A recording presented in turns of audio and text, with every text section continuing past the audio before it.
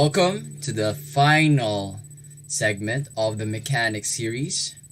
This is Nocturnal Sage once again.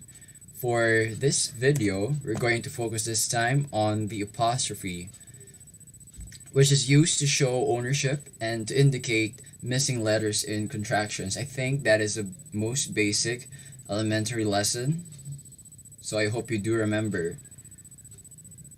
Now, briefly, contractions refers to the shortened version of words. Now, it's not abbreviation per se.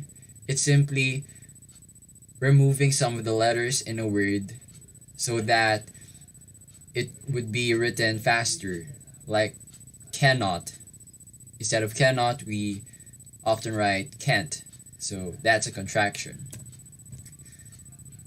Now here's a sample. Here are sample sentences for the use of the apostrophe. So for ownership. Now when a singular noun ends in S, you will still add an apostrophe and then S to show the possessive case. Yes, I think this is one of the most confusing rules. If the word ends in S, would you put an apostrophe and add an S to show the possessive case? Again, if it's singular and it ends with S, you still have to. However, some styles accept just putting the apostrophe at the end with no S. It's okay. You just have to be consistent. I repeat, consistent in using whichever style you prefer. Is it apostrophe with another S or just the apostrophe? Both are acceptable depending on the style you are using. Now, on the other hand, if adding an extra S would make a certain word harder to pronounce, then that's the time you omit the additional S. Can you pronounce it? I brought Dickens's book along to read. We would rather say it as Dickens, right? So remove the extra S. Alright, from here we do away with the extra S. Now add an apostrophe to show the possessive case of plural nouns ending in S or ES. Now, plural nouns this time. So we just add per the rule, just the apostrophe. It would be awkward if we add another S after beaches when beaches already has an added S to make it plural. So for plural nouns ending in S or ES, just the apostrophe. Again, add the apostrophe only. Now, if the plural noun doesn't end in ES or S, if it's an irregular noun like child, so the plural form of child is children, that's the time we add an apostrophe and an S. Like children. From children we have children's. Now we add an apostrophe and then S or just an apostrophe if the word is a plural ending in S to the last word of a compound noun to form the possessive. If we want to emphasize shared ownership, okay, compound noun again is a noun consisting of two names. Here we have Wolf and Taylor. So we just add an apostrophe S after Taylor, and then here the Boy Scouts pledge. So Scouts is pluralized, therefore we add only an apostrophe.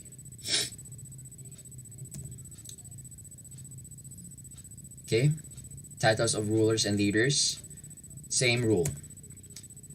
Hyphenated compound nouns, secretary treasurers, mother-in-laws, editor-in-chiefs. Sometimes though, possessives of compound nouns are awkward. In these cases, reword the phrase using the preposition of. It would be awkward to write the actress heiress hounds, so convert it to the of form. So the hounds of the actress heiress. To form possessives involving time, amounts, or the word sake, for formality's sake, is that phrase familiar? Use an apostrophe and an s, or just an apostrophe if the possessive is plural. Okay? You have for time, 1 day's wages, 5 minutes walk. So if it's singular, we add apostrophe s. If it's plural, just the apostrophe. Okay, same here for amounts. For heaven's sake, for Pete's sake. Now, one word on sake though. The s after the apostrophe is often dropped. So if you're going to write for convenience sake, for goodness sake, since sake already begins with an s, it's safe to just write the apostrophe without the extra s anymore. To show joint ownership, shared ownership, why I was talking about earlier, we make the final noun possessive. We just put the apostrophe s after Bob, not after Sarah nor both, but after Bob, because we are implying that both people share the same books. But if you want to show individual ownership, like Sarah and Bob have their own respective sets of books, then that's the time you put apostrophe s beside both names to emphasize that they have different books. They own different books. Use an apostrophe and an s with indefinite pronouns to show ownership, like another's wish, nobody. So these are indefinite pronouns, meaning to say they refer to, well, anyone. The particular person is unknown. Someone else's, one another's. However, do not use an apostrophe with possessive forms of personal nouns like hers, yours, with apostrophe s. Here's a common error. It's the possessive form need not use an apostrophe. You know, I did that once when I was studying, but now I've learned to outgrow that. So as early as now, please master this rule. Pay attention. If it's a possessive pronoun already, no need for apostrophes. Others are used as subjects, direct objects, and subject complements. Okay, we're reviewing our possessive pronouns. Okay, my, yours are used as subjects. Direct objects, the part of the sentence that receives the action. Okay, here, hers receives the action of rect. Subject complements, the one that talks more about the subject. So the subject here is car, and ours is the subject complement.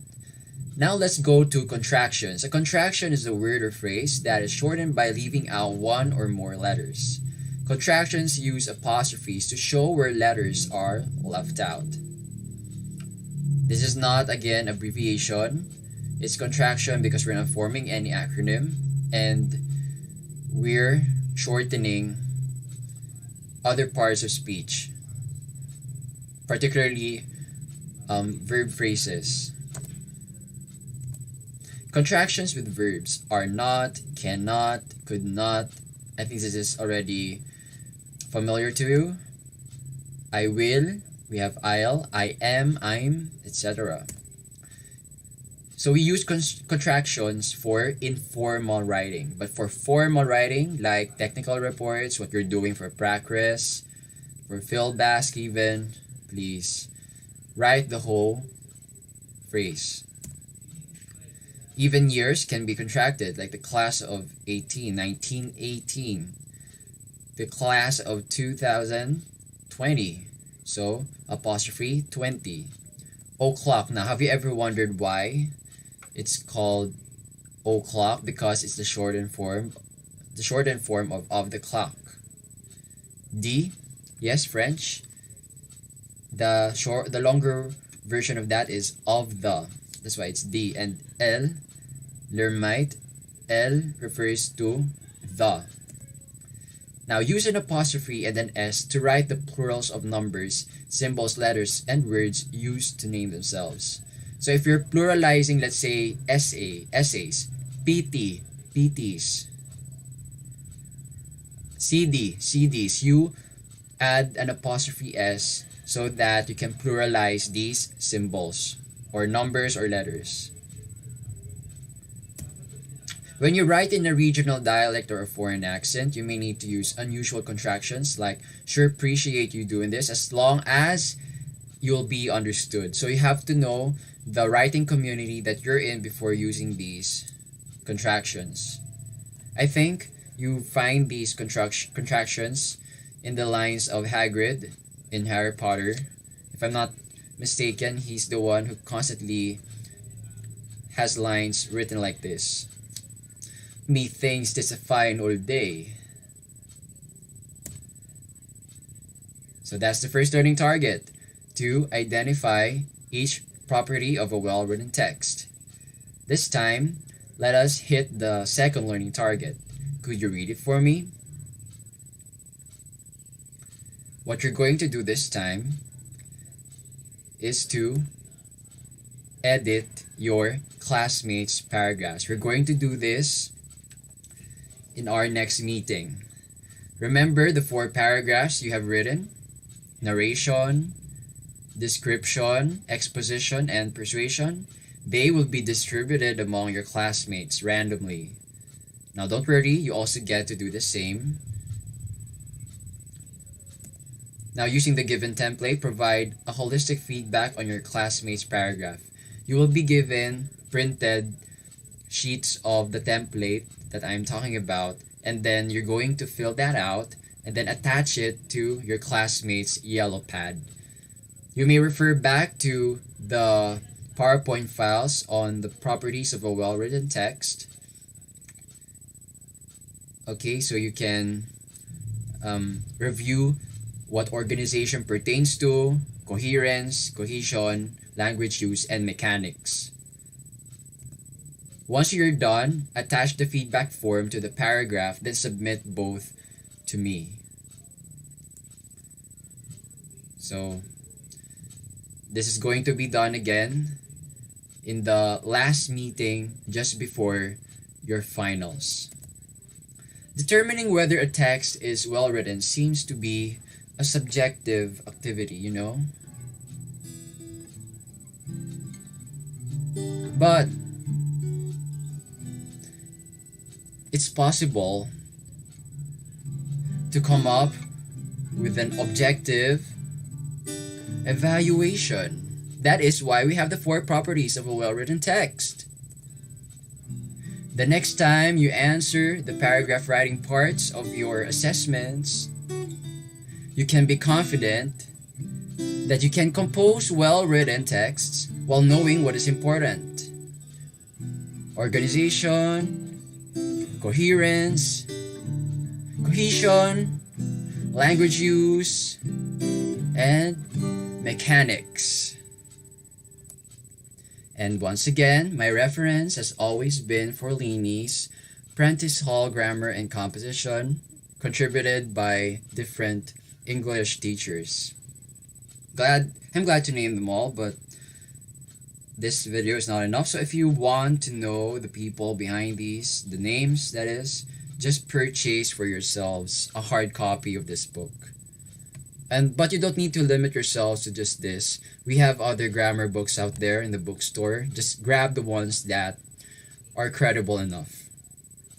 And you can counter check the contents of these files with another reference material, and if there's a discrepancy, just let me know and we can discourse on them. You can comment below the discrepancies you observe so that the other subscribers and the other viewers of this video can add some inputs. Anyway, I hope this lesson would help inspire discourse, productive conversations among us here. Anyway, the inspiration of these video lectures is to help others learn, especially those who could no longer go to school for some reason.